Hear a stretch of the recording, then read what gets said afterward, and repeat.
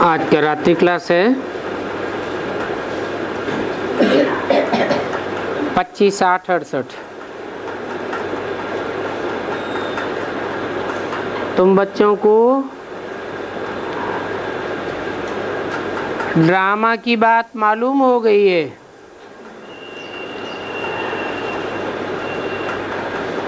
तो जिनको मालूम हो गई है वो कहेंगे कि पास्ट इज ड्रामा।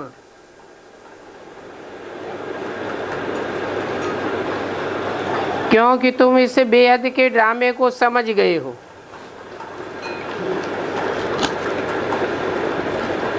जो कुछ हो रहा है कल पहले मिसल हो रहा है, कोई नई बात नहीं है। बाढ़ आई, ये भी ड्रामा प्लान अनुसार। कहेंगे 5000 वर्ष पहले भी ऐसे ही बाढ़ आई थी, कोई नई बात नहीं है। और ये कल्प कल्प ऐसे ही होता रहेगा। जो कुछ होता रहता है उसकी बच्चों को तो जानकारी हो गई है। तो देखो बच्चों की कितनी विशाल बुद्धि हो गई है। बेहद के ड्रामा में जो कुछ हो रहा है नथिंग न्यू।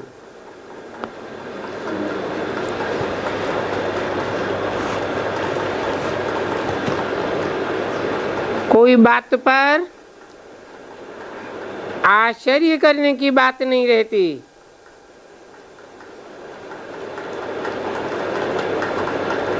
कोई काम करके पूरा कर लिया तो कहेंगे जो किया सो ड्रामा प्लान अनुसार।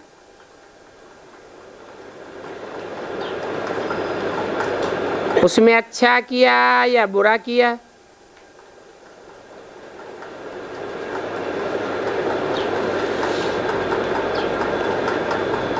है सब ड्रामा प्लान अनुसार।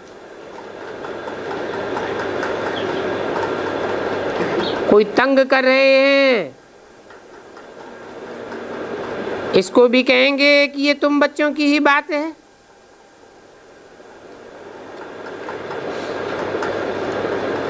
तुम बच्चों को तो बाप से बेहद की बुद्धि मिल रही है।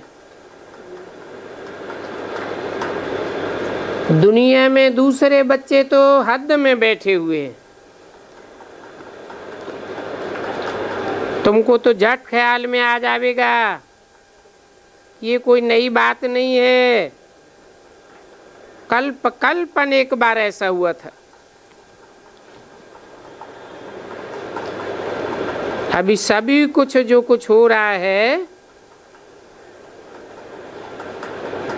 वो हमारी अवस्था के ऊपर है। अच्छी अवस्था वाले समझेंगे कल पहले भी हुआ था।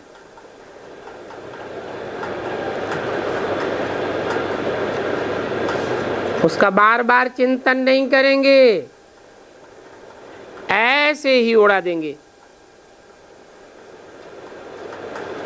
शुरू से लेकर हम जानते हैं कैसे सेकंड मिनट दिन पास हुआ है।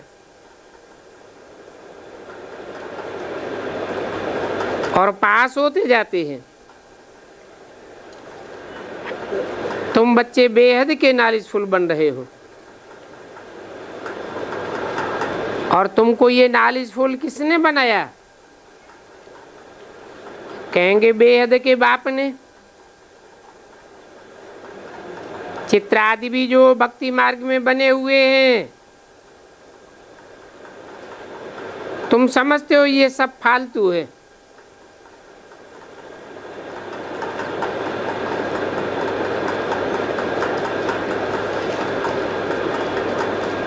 तो मूल वतन की बात भी जानते हो। सूक्ष्म वतन में तो कुछ है होता ही नहीं। विष्णु आदि को सूक्ष्म वतन में जेवर आदि कहाँ से आए?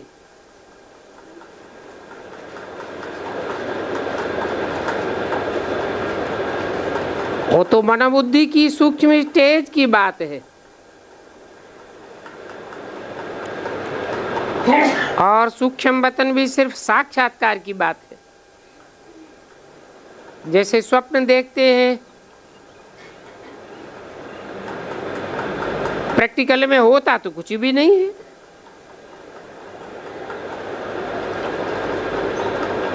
तो कहेंगे ये हिस्ट्री ज्योग्राफी से दुनिया की यहाँ है।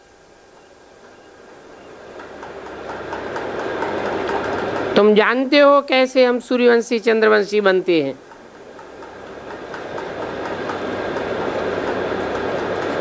अभी तो हम ब्राह्मण हैं।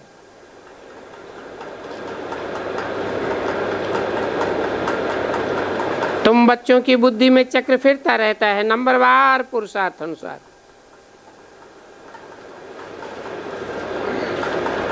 और जिनकी जैसी बुद्धि है, जैसी जैसी बुद्धि की स्टेज है, भिन्न भिन्न रीत औरों को समझा सकते हैं।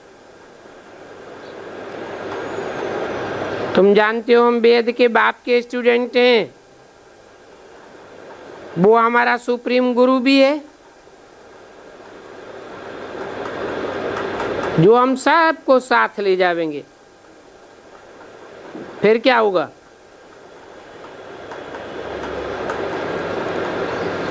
फिर जो होगा प्रैक्टिकल में हम देखेंगे। जानते हैं बेहद का विनाश होगा।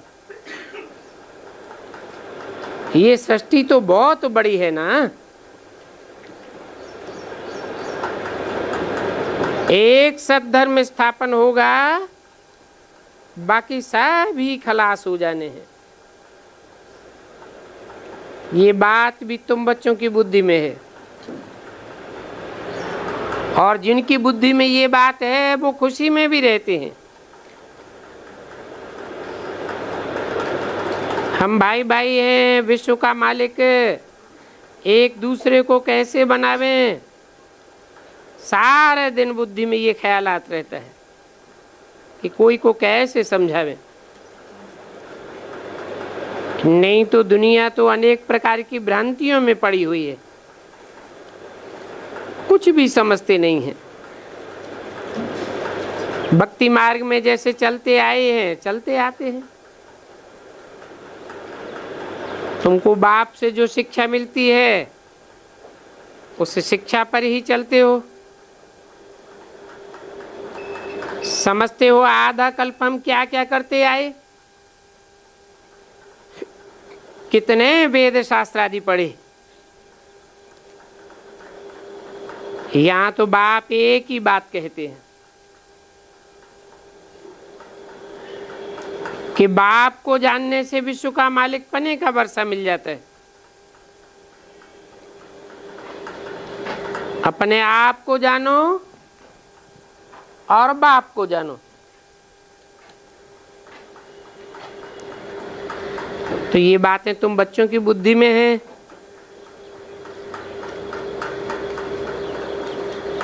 और ये समझाने में कितनी मेहनत लगती है।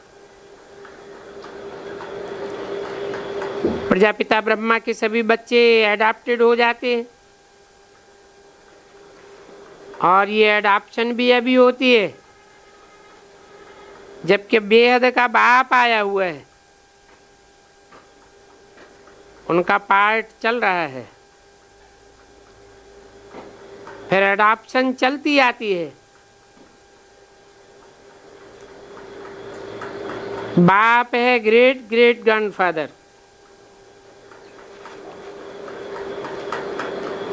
उन फादर्स को कहेंगे सिर्फ ग्रेट, महान धर्म पिताएं हैं ना, परंतु ये तो है ग्रेट ग्रेट ग्रैंडफादर।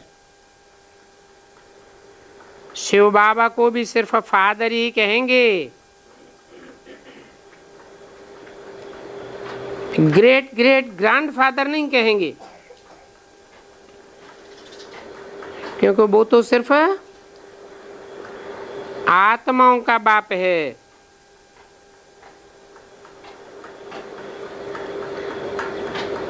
और उनको ग्रेट ग्रेट ग्रैंडफादर कहेंगे।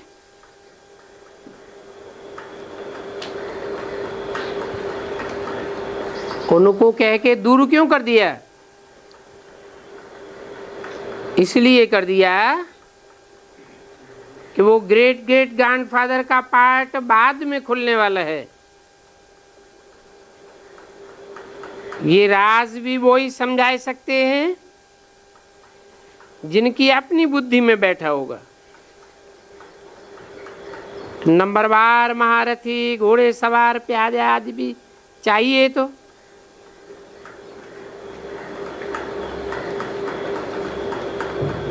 जिनका दिलवाड़ा मंदिर में यादगार भी खड़ा हुआ है।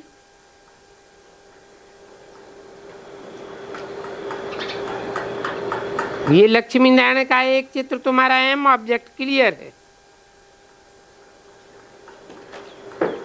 तुम बच्चों की बुद्धि बेहद की है, बाकी सभी की बुद्धि तो हद की है। तो जिनकी हद की बुद्धि है उनको समझाने में बड़ी मेहनत लगती है। कैसी कैसी बनावटी बातें सुनाते रहते हैं। अभी तुमको तो सेंस मिल गया है, तो नॉनसेंस बातों को समझ जाते हो। ऐसी ऐसी नॉनसेंस ढेर की ढेर बातें हैं। बाप समझाते हैं कि आधा कल्प नॉनसेंस भक्ति मार्ग चलता है।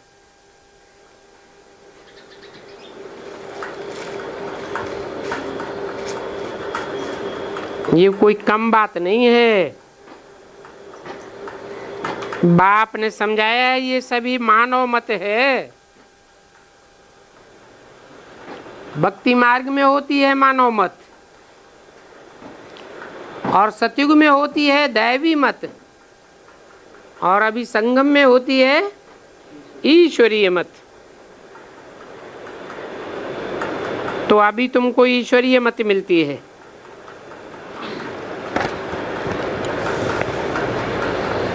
फिर भविष्य में होगी दैवी मत। 25, 60, 68 की वाणी का चौथा पेज। फिर रावण राज्य में कहेंगे मानव मत।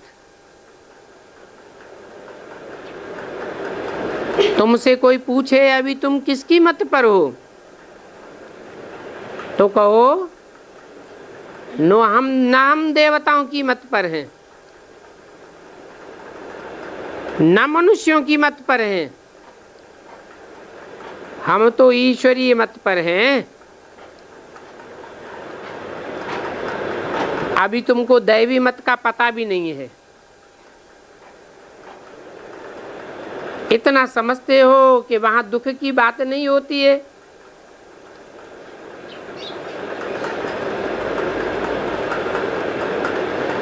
ड्रामा में डुप्लीकेट चीज कोई हो नहीं सकती है, क्योंकि सेकंड बाय सेकंड जो कुछ सुनते हो वो फिर कल्प बाद ही सुनेंगे।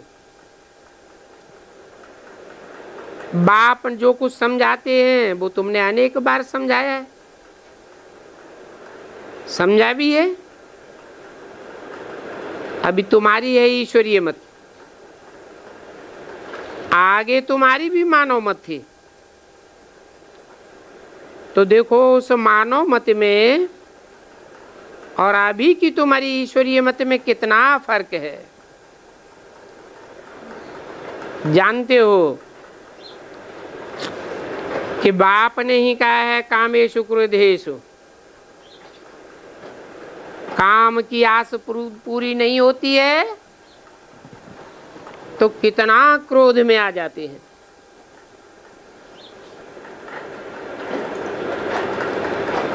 जरूर प्रैक्टिकल बातें हैं। ये गीता के अक्षर हैं कामेषु क्रोधेषु। कुछ तो राइट है ना। अभी भगवान वाच है ये काम महाशत्रु है।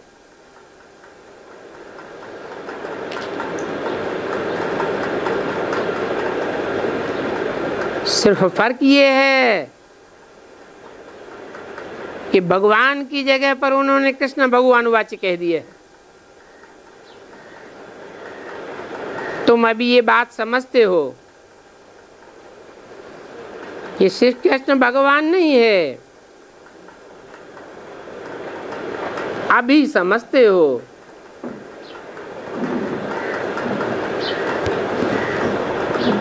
सतयुग त्रेता में समझने की बात नहीं है। द्वापर कलयुगी भक्ति मार्ग में भी नहीं समझेंगे। अभी तो तुम प्रैक्टिकल में समझते हो कि वो भक्ति मार्ग वाले ब्राह्मण जो भक्ति मार्ग की शूटिंग करने वाले हैं,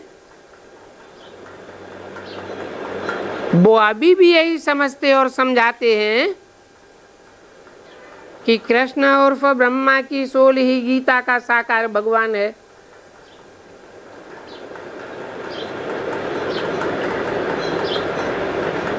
अगर कृष्ण ही गीता का भगवान है, ब्रह्मा ही गीता का भगवान है,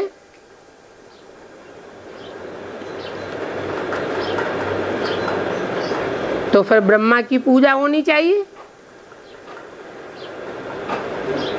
कृष्ण की पूजा करेंगे, ब्रह्मा की पूजा नहीं करेंगे। अभी इन बातों को समझाकर तुमको जीत पानी है।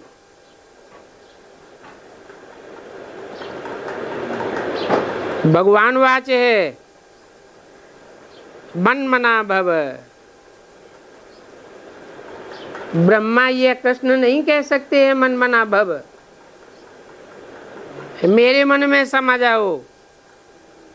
क्यों नहीं कह सकते? क्योंकि ब्रह्मा का कोई भी चित्र निराकारी स्टेज वाला नहीं है, और कृष्ण तो साकार दुनिया में सतयुग के पहले पत्ते के रूप में जन्म लेगा साकार में।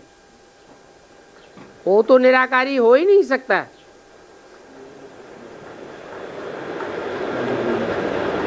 तो ये कौन कहता है भगवान मन मना भव,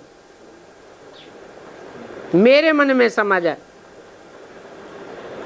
ये वो ही कह सकता है जो सदा शिव कहा जाता है, सदैव निश्चल स्टेज वाला है, सदैव मन को कंट्रोल करने वाला है।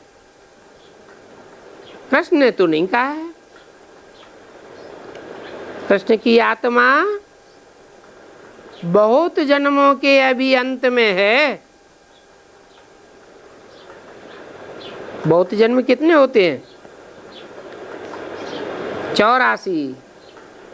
84 जन्म जब पूरे होते हैं तो संसार में ब्रह्मा के रूप नाम रूप से प्रत्यक्ष होता है। ब्रह्मा की जब संपन्न स्टेज बनती है तो विष्णु कहा जाता है। तो देखो ब्रह्मा और विष्णु का कनेक्शन भी कितना अच्छा है।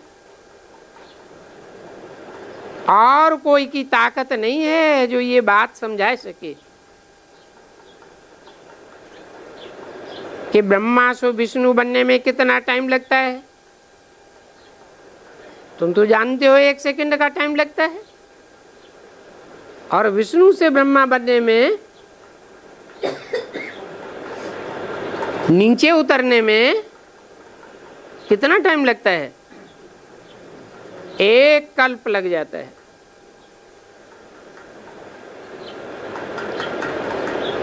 तुम एक्यूरेट समझाते हो, और बाप द्वारा तुमको ये मालूम हुआ है कि ब्रह्मा विष्णु का क्या संबंध है।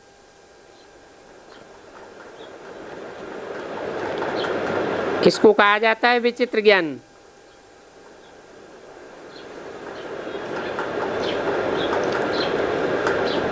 उनको अपना शरीर नहीं है,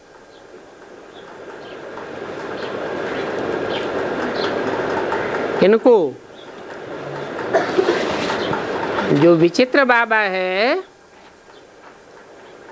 उनको अपना शरीर नहीं है। बाकी जिनको अपना शरीर है वो सब 5 तत्वों के पुतले हैं, सभी खत्म हो जाने वाले हैं। सारी नॉलेज ही खत्म हो जाएगी, भक्ति भी खत्म हो जाएगी। अभी भक्ति भी का विस्तार होता जाता है तो नॉलेज का भी विस्तार होता जाता है। जब तुमको सदगति मिल जाएगी तो भक्ति भी खलास हो जाएगी और ज्ञान भी खलास हो जाएगा। पद मिल गया फिर ज्ञान थोड़ा ही चलता रहेगा। ऐसे नहीं ये ज्ञान कोई परंपरा चलता है। भक्ति अलग चीज है, ज्ञान अलग चीज है। तुम बच्चे भी नंबरवार पुरुषार्थ अनुसार समझते हो। बच्चे रोज रोज सुनते हैं क्योंकि यहाँ बाप सन्मुख बैठकर समझाते हैं। यहाँ माने कहाँ?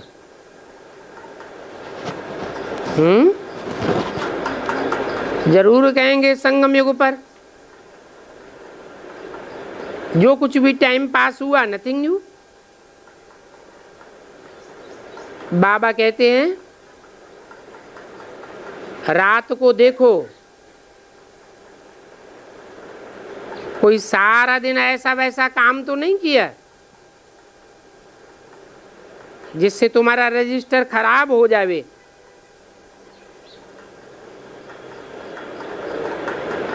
शल रजिस्टर खराब न हो, पुरुषार्थ करते रहते हैं। एब्सेंट तो कभी नहीं होना चाहिए। मुरली तो रोज पढ़नी चाहिए। बच्चे कहते हैं बाबा के पास हम सन्मुख जावे, क्योंकि बच्चों को कशिश होती है ना। ये है बच्चों का सुप्रीम बाप, तो जरूर कशिश करते हैं। जो बच्चे होंगे उनको ही कशिश होगी। क्या? जो आत्मिक रूप में बच्चे की स्टेज में टिकने वाले होंगे उन बच्चों को ही कशिश होगी। वहां उस दुनिया में तो मनुष्य हैं। इन मनुष्यों की भी पार्ट की ड्रामा में नूद है।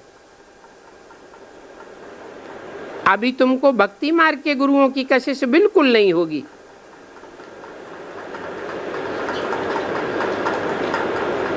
कहते भी हैं सत्य का संग तारे। कितने टाइम के लिए कहेंगे? सत्य का संग तारे आधा कल्प के लिए। फिर तुमको गिराया किसने? कहेंगे इन गुरुओं ने। गुरुओं का संग बोरे। सत्य का संग तारे। तो ये ड्रामा बड़ा कायदे अनुसार चलता है। आधा कल्प है सत्य की दुनिया और आधा कल्प है असत्य की दुनिया।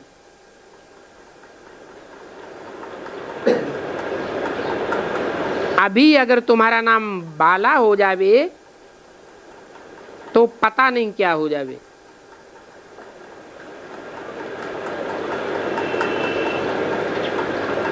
भगवान आया हुआ है स्वर्ग का वर्षा देने।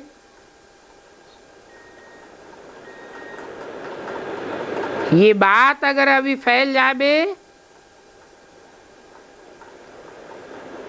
तो आत्मा मस्तानी हो जावे, परंतु ये अभी होने का नहीं है।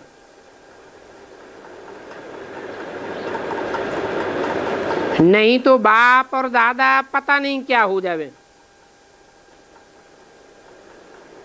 परंतु ड्रामा में ऐसी बात ही नहीं है। यहाँ तो तुम बच्चों के लिए सिर्फ रूहानी कशिश है।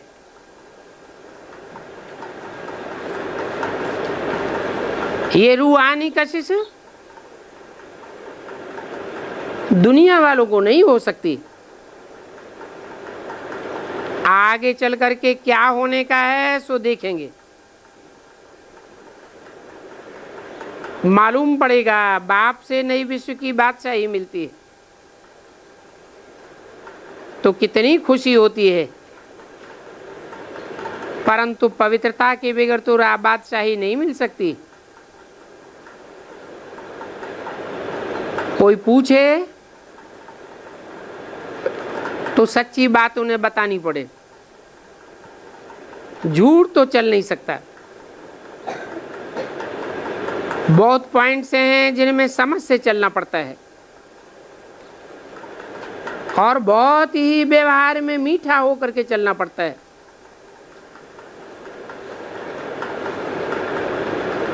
वातावरण बिल्कुल शांत चाहिए। इशारे से चलना और चलना अच्छा है। बुद्धि से जानते हैं हम बाबा को याद करते हैं, हमें बाबा से स्वर्ग का वर्षा मिलना है। बाहर में तो हमें दिखावा कुछ भी नहीं करना है। इसको कहा जाता है सहज राजयोग। लौकिक बच्चे जो होते हैं उनको भी बाप से सहज वर्षा मिलता है ना।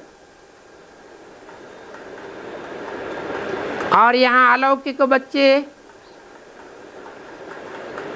अलौकिक और पारलौकिक बाप, तो यहाँ लौकिक से भी सहज वर्षा मिलता है। बाप कहते हैं सिर्फ अपन को आत्मा समझ मुझे बाप को याद करो तो तुम एकदम पावन बन जाएंगे। फिर इसमें कोई भी दिक्कत की बात नहीं आवेगी। कन्याओं को भी बाप कहते हैं कि अभी संगम युग में फंसना नहीं, नहीं तो अच्छी अच्छी बच्चियों को भी माया फंसाए देती है।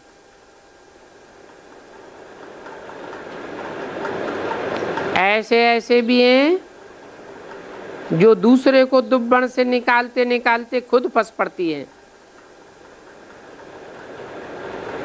तो देखो ये वंडरफुल नॉलेज है, ये है रूहानी नॉलेज है जो एक ही बार बाप आकर के देते हैं। ये भी तुम जानते हो कि पहले हम कांटे थे, अभी फिर हमको फूल बनना है और फूल भी बनेंगे बाप की याद से। बाप में ऐसी क्या बातें हैं जो हम फूल में सला हल्के हो जाएंगे हैं।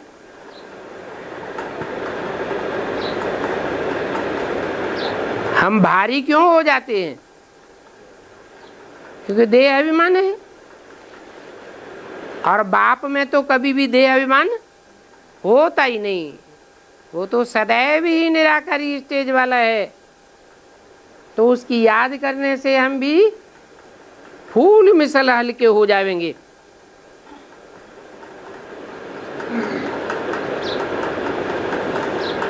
अभी तुम्हारे विकर्म विनाश तो हो नहीं है, आत्मा ही सभी कुछ धारण करती है। ज्ञान भी आत्मा धारण करती है, गुण भी धारण करती है और भक्ति भी आत्मा करती है। ज्ञान आत्मा ही तो लेती है, तो आत्मा ही पार्ट बजाती है। तो अपन को आत्मा समझ बाप से योग लगाना है। बाबा बाबा करते करते बाबा के पास चले जाते हैं, परंतु जितना जितना हम बाबा के नजदीक पहुंचना चाहते हैं उतना माया हमारे ऊपर वार करती है। ये माया की लड़ाई चलती रहती है, बार बार हमको बुला देती है।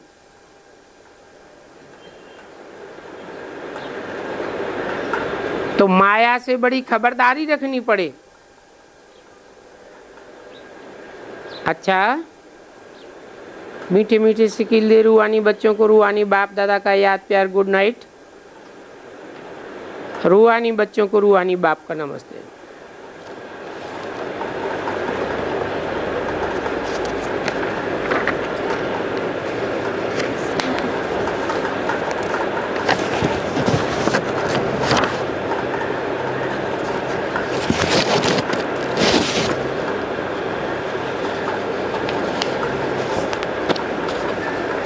एक दूसरा छोटा सा रात्रि क्लास है।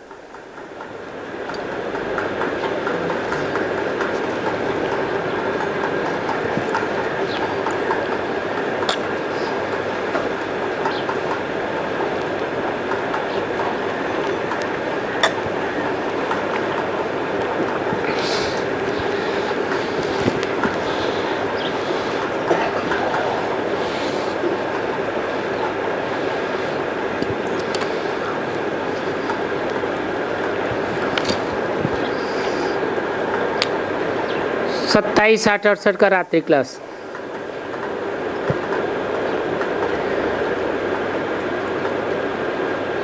ऐसी भी कोई बातें हैं जो बच्चों को समझ में नहीं आती है।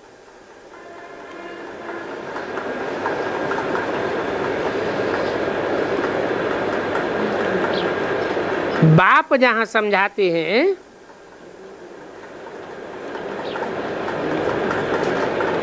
तो ऐसी बातें हो नहीं सकती।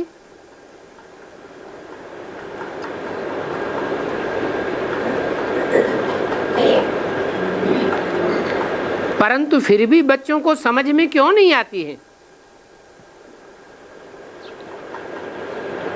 क्योंकि बाप तो ऊंच ते ऊंच ज्ञान का सागर है, उससे जास्ती अच्छी तरह से तो कोई समझा ही नहीं सकता।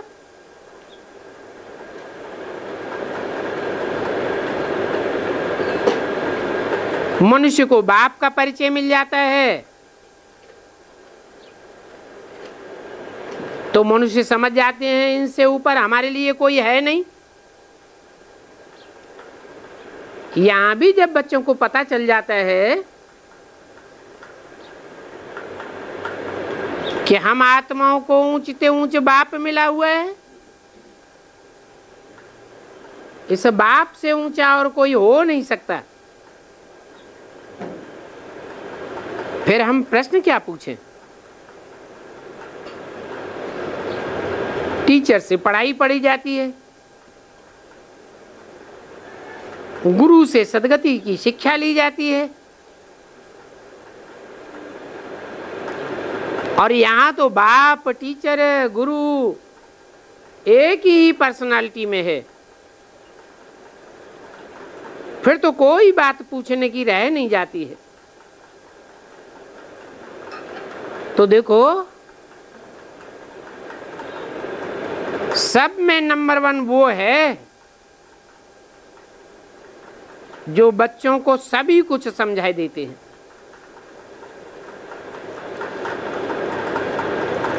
बाकी भक्ति मार्ग में तो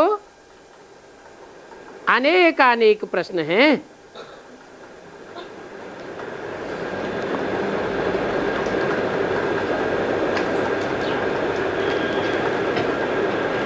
और ज्ञान मार्ग में है, ज्ञान मार्ग में कोई प्रश्न नहीं रह जाना चाहिए, क्योंकि भक्ति मार्ग में समझाने वाले ऊंचे ते ऊंचे नहीं हैं। और ज्ञान मार्ग में समझाने वाला तो ऊंच ऊंच एक ही बाप है।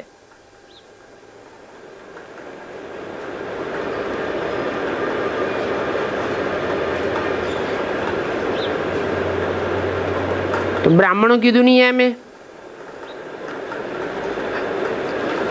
जब देखने में आता है कि प्रश्नोत्तर चल रहे हैं तो क्या कहें, भक्ति मार्ग है या ज्ञान मार्ग है? क्यों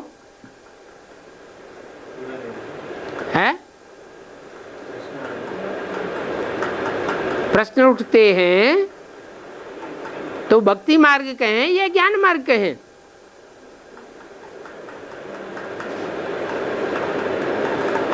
प्रश्न उठते हैं, इसका मतलब बच्चे अभी पक्का निश्चय बुद्धि नहीं बने हैं। आज निश्चय बुद्धि बनते हैं, कल माया हिलाई देती है।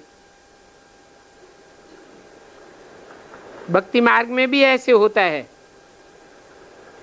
शास्त्रार्थ करते हैं और शास्त्रार्थ करते करते आपस में थक पड़ते हैं। यहाँ तो चुप रहना है, बाप को याद करना है बस।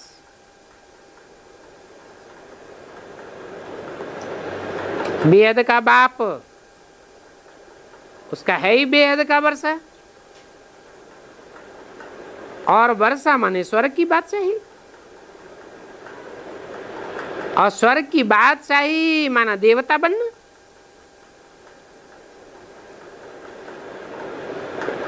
देवता माना ही दैवी गुण।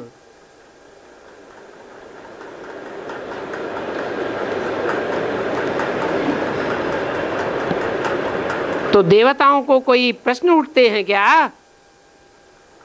उठते हैं। संशय बुद्धि होते हैं क्या?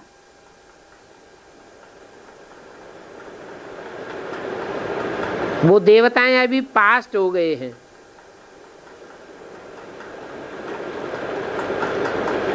तुम जानते हो कि एक बाप को जानने से हम सभी कुछ जान जाते हैं।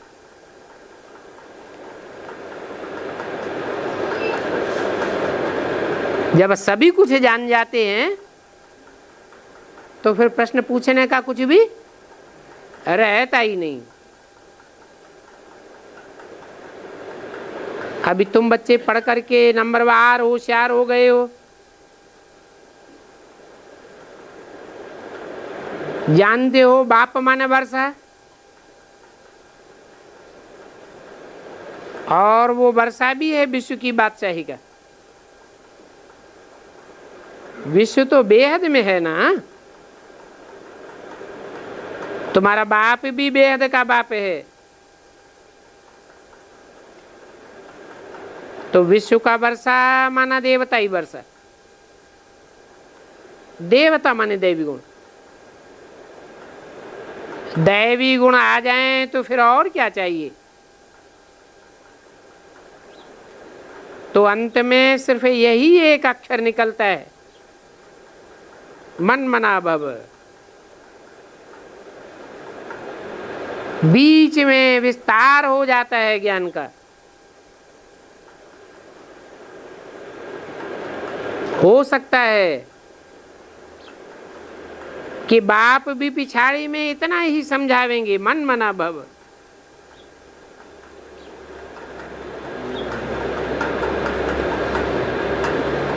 और डिटेल में समझाना ही बंद हो जाएगा। जानते हैं पिछाड़ी में आने वाले श्रूड बुद्धि होंगे या डल बुद्धि होंगे? हैं? कैसे होंगे जो पिछाड़ी में आवेंगे? हैं? श्रूड बुद्धि होंगे। पिछाड़ी में 500-700 करोड़ भी आत्माएं आवेंगी। वो मनन चिंतन मंथन करने वाले मनुष्य की लिस्ट में होंगी या जड़त्वमयी बुद्धि वाली कीड़े मकोड़े जैसी होंगी? एक जन्म लेने वाले अल्पकाल का ड्रामा बजाने वाले होंगे तो डल बुद्धि हुए, या उनको सुड़ बुद्धि कहेंगे? डल बुद्धि होंगे तो उनको बाप क्या समझावेंगे? क्या कहेंगे? अपन को आत्मा समझो और बाप को याद करो, कहेंगे मन मना भाव। उनको ऐसे ही यहां रह जाना है।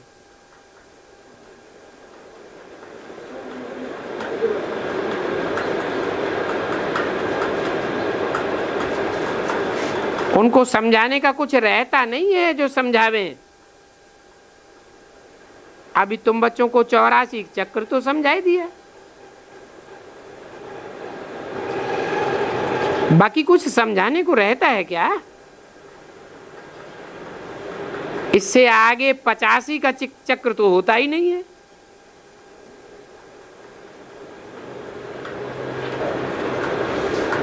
बच्चों की कचहरी की जाती है इसलिए कि बच्चे सावधान रहें।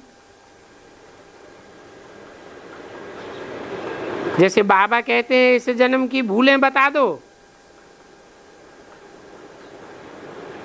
तो तुम बहुत हल्के हो जाएंगे। अगर सुनावेंगे नहीं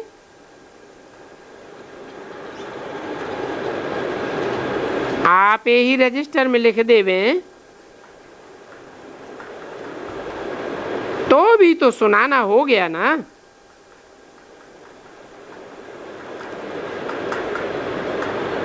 बाकी भूलें तो अंत तक होती रहेंगी।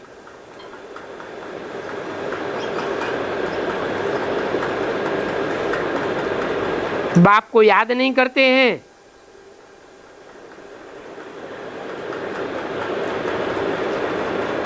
तो क्या कहेंगे? भूल हुई या नहीं हुई है? बाप को याद नहीं करते हैं तो भी तो भूल हुई ना। अभूल जब बनेंगे तब ही ऊंच पद पावेंगे। आगे चल करके हर एक की अवस्था से तुम समझ जावेंगे।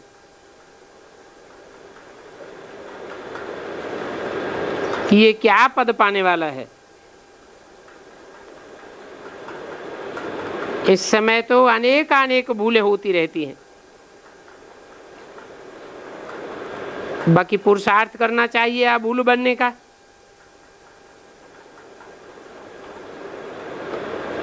बाप के नजदीक आना है ना।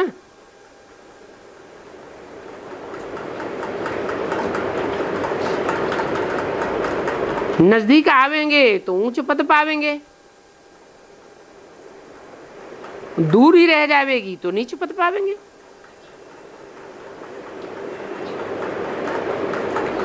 कोई की तकदीर में ही रोला है तो फिर खड़े नहीं हो सकते हैं, खड़े होने का पुरुषार्थ ही नहीं करते हैं, तो फिर वो जाकर के पिछाड़ी में पड़ेंगे।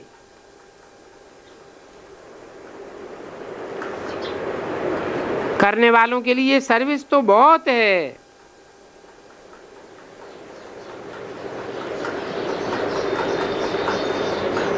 कितने मनुष्य मरते रहते हैं, मरते रहते हैं, तो हम उसमें क्या सर्विस करें?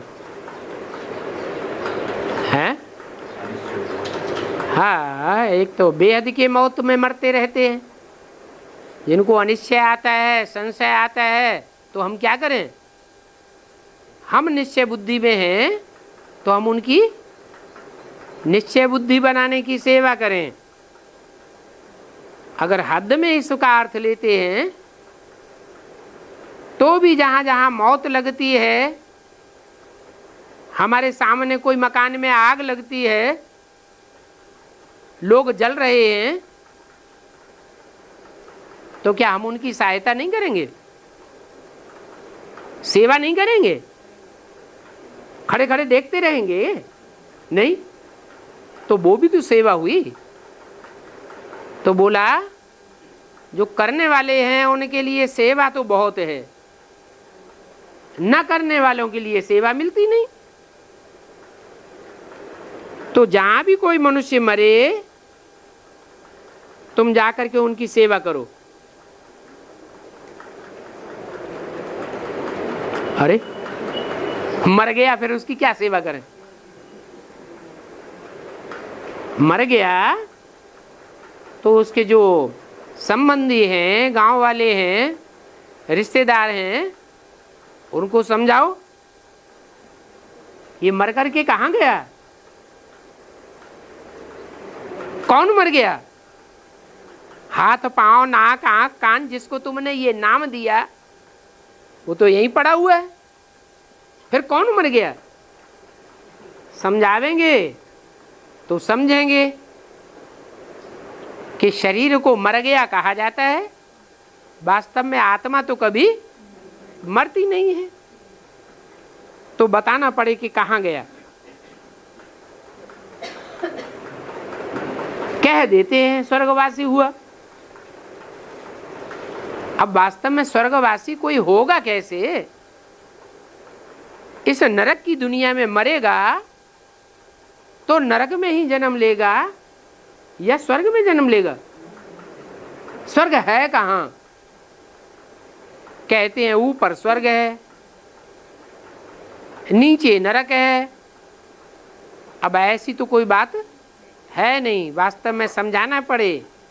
यहीं पर रामकृष्ण की दुनिया में लक्ष्मी नारायण का जब राज्य था, राम का राज्य था, तो यहीं भारत में स्वर्ग था। अभी वो स्वर्ग नरक बन गया है। अभी सारी दुनिया नरक में है। जो भी शरीर छोड़ते हैं कहाँ जन्म लेते हैं? नरक में ही जन्म लेते हैं। हाँ समझाओ। अभी स्वर्ग बनाने वाला बाप आया हुआ है। मनुष्यों के पास जो हिस्ट्री है वो तो 2500 साल की है। जब से ये और धर्म के धर्म पिताएं और धर्म आए, इस्लामी बौद्धिक क्रिश्चियंस आए, उस हिस्ट्री में तो ये दुनिया और ही नरक बनती गई है। उनसे पूछो क्या स्वर्ग बनी है? हैं? स्वर्ग तो नहीं बनी है। वो समझते हैं कि अमेरिका में स्वर्ग लगा पड़ा है, फिर लादेन ने विस्फोट करवा दिया। फिर उनसे पूछो स्वर्ग लगा पड़ा है कि नरक लगा पड़ा है? कहेंगे ये सारी दुनिया नरक है। तो नरक की दुनिया में मरते हैं तो नरक में ही जन्म लेते हैं। अभी भगवान बाप आया हुआ है जो नरक को स्वर्ग बनाता है, क्योंकि वो सदैव स्व स्थिति में रहने वाला है। तो यही रास्ता बताता है कि तुम अपने स्व के रूप को पहचानो और उसकी स्थिति में टिको। तुम देह नहीं हो, तुम तो आत्मा हो। तो देखो शमशान में तुम बहुत सर्विस कर सकते हो, और ढेर जाने वाले वहां होते हैं, उनको एक एक को बैठ करके समझा सकते हो।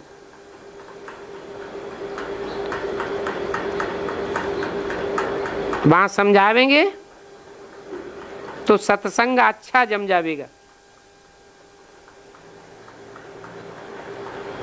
शमशान घाट में अच्छा सेंटर खुल सकता है।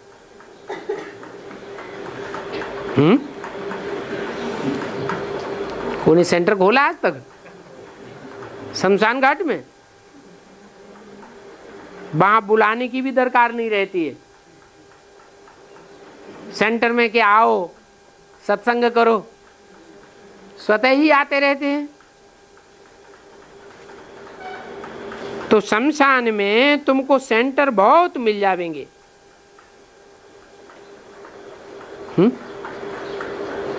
बहुत सेंटर मिले कहीं शमशान घाट में?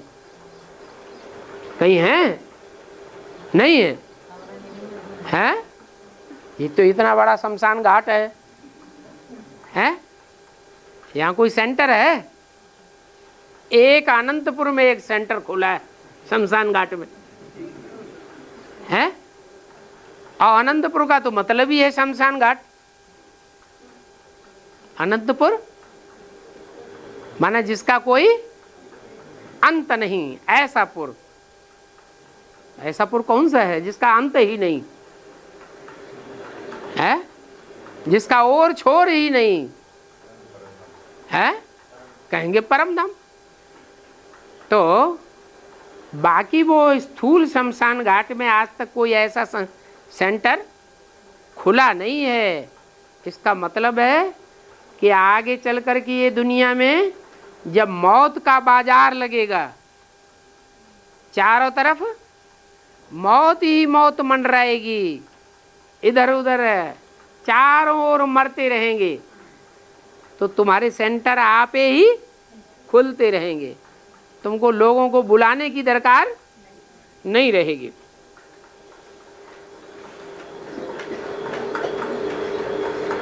तो तुमको बहुत खुशी होगी। क्या? जब ये दुनिया शमशान घाट बनेगी तब तुमको बहुत खुशी होगी। क्यों? अभी तो कोई की सर्विस करने जाते हैं तो कोई सुनता ही नहीं, एक कान से सुनते हैं दूसरे कान से निकाल देते हैं, तो अंदर में दुख हो जाता है कि हमारी कोई बात सुनता ही नहीं है। तो अभी तो तुम बहुत दुखी हो जाते हो। फिर ऐसा भी टाइम आवेगा कि ये दुनिया ही शमशान घाट बनेगी और तुमको बहुत खुशी होगी, ढेर की ढेर सर्विस हो जाएगी। शमशान घाट में भी तो तुम्हारा घर होगा ना, है? शमशान घाट में हमारा घर होगा।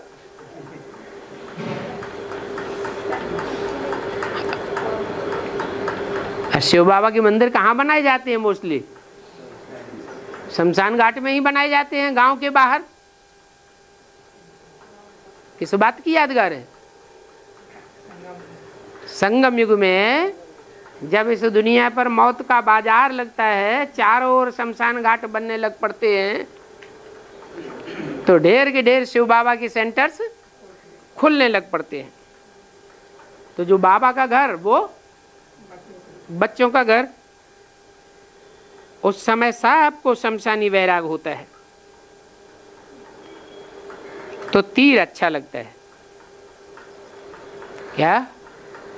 तीर माना ज्ञान का जो बाण है वो सबको अच्छा लगता है। भक्ति मार्ग में भी कहते रहे, बिनु बैराग विवेक न होई। क्या? राम कृपा बिनु सुलभ न तेई। राम की जब कृपा होती है तब जिंदगी में वैराग आता है, और जब वैराग आता है तो ईश्वर का ज्ञान बुद्धि में बैठता है। वैराग ना आवे, राग द्वेष में आत्मा फंसी हुई हो तो बुद्धि में ज्ञान नहीं बैठता है। तो बोला उस समय सबको शमशानी वैराग होगा, तो फिर तीर अच्छा लगता है। एक सीढ़ी और 2 चित्र ले जाए करके बैठो, ज्यादा ढेर के ढेर चित्रों की दरकार नहीं है। मुख्य चित्र कौन सा बताया? सीढ़ी का चित्र, और इसके साथ साथ 2 चित्र और ले जाओ, बस। इतने 3 चित्रों से बहुत सर्विस हो सकती है। सर्विस के लिए बाप ने बहुत युक्तियां बताई हैं। दिन प्रतिदिन तुम देखेंगे कि सर्विस बहुत होती जाएगी। जिस ज्ञान यज्ञ से तुम इतना ऊंच पद पाते हो, तो इस यज्ञ की संभाल भी अच्छी करनी होती है। सभी को मिलजुल करके यज्ञ की देखरेख करनी है।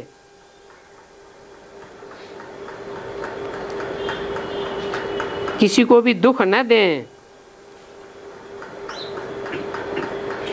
ज्ञान देना अर्थात सबको खुशी देना।